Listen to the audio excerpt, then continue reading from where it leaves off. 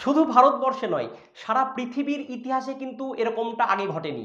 বিহারে যা ঘটছে এবং ভবিষ্যতে ঘটবে, দেখো, শুধু টিচার নিয়োগের ক্ষেত্রেই কিন্তু বিহার সরকার একটা বড় ধামাকা দিয়ে দিল, ঝড় উঠিয়ে দিয়েছে বলা যায়। কারণ লাখের উপর শিক্ষক নিয়োগ তো ইতিমধ্যেই টিআরই 1-2-তে হয়ে গেছে, আবার টিআরই 3-তে 86,000 প্লাস ভ্যাকান্সি নিয়ে কিন্তু এই নিয়োগ প্রক্রিয়া ঘটতে চলেছে। কয়েকদিন আগেই বিহারে কিন্তু একটা রাজনৈতিক পালাবদল হয়ে গেল।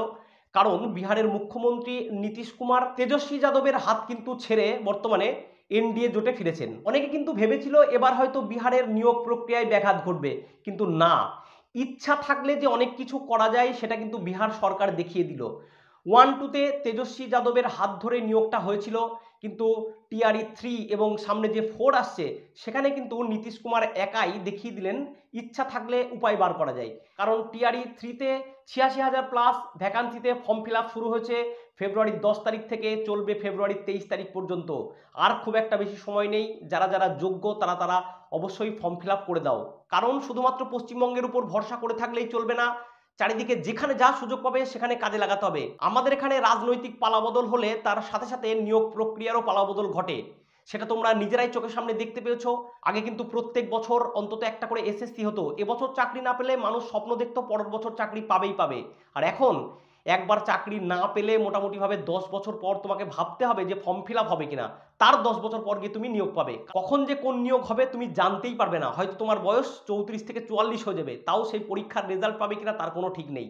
যাই হোক, বলতে কথা বাধ্য হলাম, কারণ একটা এসএসসি এসএলএসটির নোটিফিকেশন দেখা যাচ্ছে না বেশ কয়েক বছর ধরে। এত আন্দোলনের পরেও কিন্তু কমিশন চুপ। তাই প্রত্যেককেই বলবো, যাদের সামনে সুযোগ আছে তারা অবশ্যই, যদি শিক্ষক শিক্ষিকা হতে চাও, বিহারের ফর্ম ফিল আপ করে বিহারে পরীক্ষাটা দাও। কয়েকদিন আগেই কিন্তু বিহার টেটের ফর্ম ফিল আপ হয়ে গেল।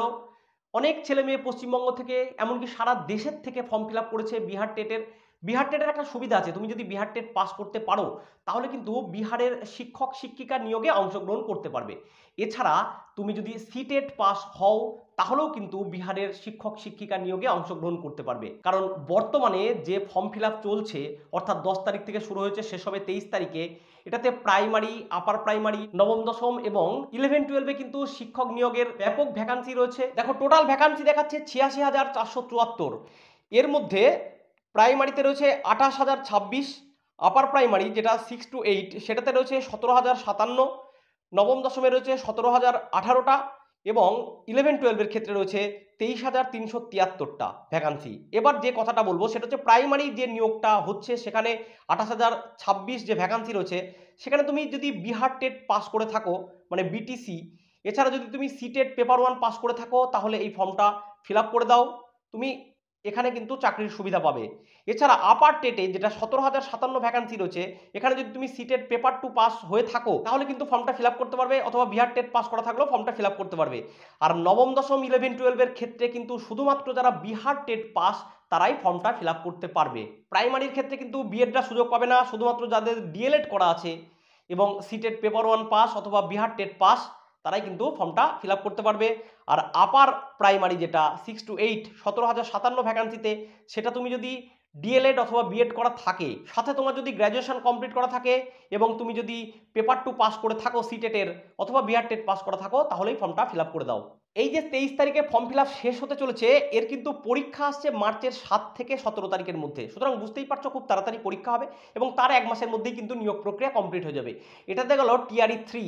এরপর আবার একটা ধামাকা আসছে, সেটা কি টিআরই 4। এখানেও কিন্তু প্রায় 1 লাখ ভ্যাকান্সি নিয়ে খুব তাড়াতাড়ি নোটিফিকেশন আসতে চলেছে, যার পরীক্ষা মোটামুটিভাবে ঘোষণা হচ্ছে আগস্টের মাঝামাঝি। তাহলে জুন জুলাই যদি নোটিফিকেশন আসে, আগস্টে কিন্তু পরীক্ষা হয়ে যাবে। তাই যারা বিহার টেটে ফর্ম ফিল আপ করেছো এখন থেকে ভালো করে পড়াশোনা করো, অথবা সিটেট যারা পাস করে রয়েছো বা সামনে যে সিটেট আসছে সেটা ভালো করে দাও।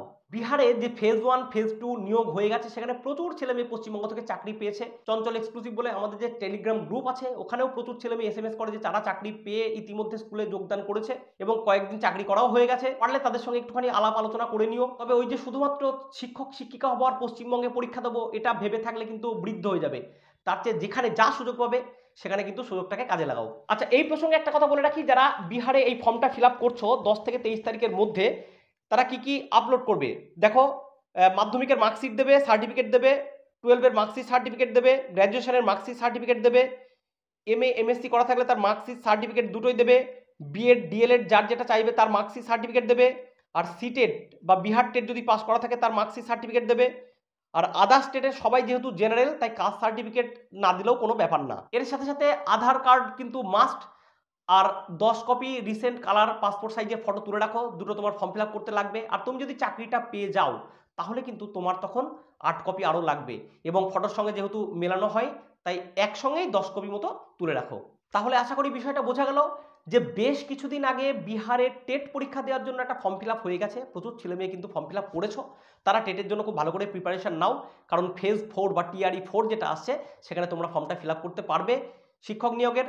আর যারা ইতিমধ্যেই বিহার টেটে পাস করে রয়েছো অথবা সিটেট পেপার 1 বা পেপার 2 পাস করে রয়েছো, তারা এখন যে ফর্ম ফিল আপটা চলছে প্রাইমারি, আপার প্রাইমারি, নবম দশম 11-12-এর জন্য, সেখানে ফর্মটা ফিল আপ করে দাও। এবার আদার স্টেটের জন্য কত কি ভ্যাকান্সি আছে আমি সেটা একটু উল্লেখ করছি, দেখে নাও। দেখো আদার স্টেট অর্থাৎ প্রাইমারিতে মোট ভ্যাকান্সি 28,026, এর মধ্যে আদার স্টেটের মেল হচ্ছে 3,500 মোটামুটি হবে, আর ফিমেলের হচ্ছে 7,000 প্লাস। আপার প্রাইমারিতে আছে টোটাল ভ্যাকান্সি 19,057, তার মধ্যে মেল হচ্ছে আদার স্টেটের 2,500 এবং ফিমেল হচ্ছে 5,000। আর 9-10-এর ক্ষেত্রে 17,018 যে মোট ভ্যাকান্সি, তার মধ্যে আদার স্টেটের মেলরা পাবে হচ্ছে 2,200 প্লাস, আর ফিমেলরা পাবে 4,400 প্লাস। আর পিজিটি অর্থাৎ পোস্ট গ্র্যাজুয়েট টিচার বা 11-12-এর জন্য সেখানে টোটাল ভ্যাকান্সি 22,373, যার মধ্যে মেল পাবে হচ্ছে 2,700 মতো, আর ফিমেলরা পাবে 5,400 মতো। কি মনে হচ্ছে ভ্যাকান্সি খুব কম, তোমার চান্স খুব কম? দেখো সেটা কিন্তু মাথার থেকে উড়িয়ে দাও। তুমি যে সামনে মাদ্রাসার পরীক্ষার জন্য ফর্ম ফিল আপ করে পরীক্ষায় বসতে যাচ্ছ মার্চে, সেটাতে টোটাল ভ্যাকান্সি 1,700। সুতরাং বুঝতেই পারছো তোমার সাবজেক্টে হয়তো 15টা 20টা বা 25টা বা বড় জোর 100টা ভ্যাকান্সি, তার চেয়ে কিন্তু বিহারে অনেক বেশি ভ্যাকান্সি দিচ্ছে আদার স্টেটের জন্য। নেই মামার চেয়ে কানা মামা অনেক ভালো। সুতরাং টিচার যদি হতে চাও তাহলে এই পশ্চিমবঙ্গ ধরে বসে না থেকে যেখানে সুযোগ পাবে সেখানে মাথা গলাও। আবারও বলছি, এসএসসি এসএলএসটি কবে হবে ভগবানও বলতে পারবে না, আমরা তো কোন ছাড়। তাই এখন থেকে অন্যান্য পরীক্ষাগুলোরও প্রিপারেশন নাও। আজ এটুকুই, টাটা, দেখা হচ্ছে পরের ভিডিওতে।